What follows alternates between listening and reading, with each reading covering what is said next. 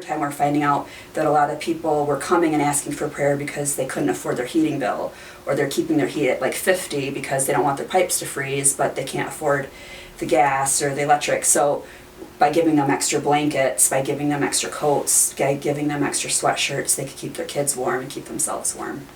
Normally we put out what we've collected over the year, and it's usually gone within a week or two, and then we just bring everything back inside. But this year, with the glories of Facebook, we were able to let people know that we still had families requesting blankets, even though we had given out every single one that we had.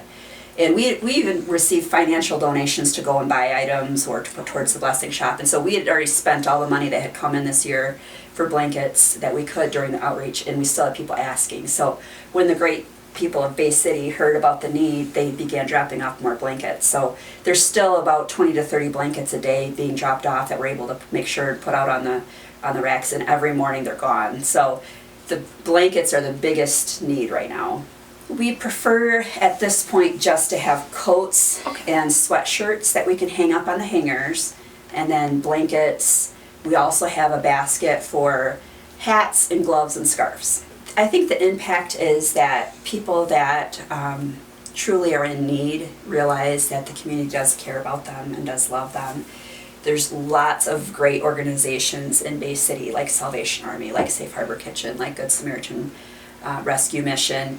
And you know, when we help somebody, we try to let them know we're not the only ones that love you, that there's other organizations that care about you.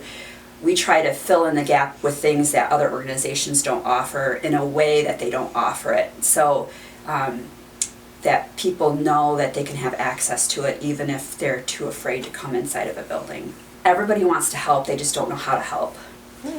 And so by an organization like this, we can say, hey, you want to help people not be sleeping on the floor, help us with the couches, help us with the beds, volunteer in that area. Hey, you want to make sure that moms have diapers or the feminine hygiene products they need, then hey, come volunteer in that way. Hey, you want to help somebody not be cold, come volunteer in this way, or give in these areas. And so I think it really empowers the community to know that there's other ways they can help.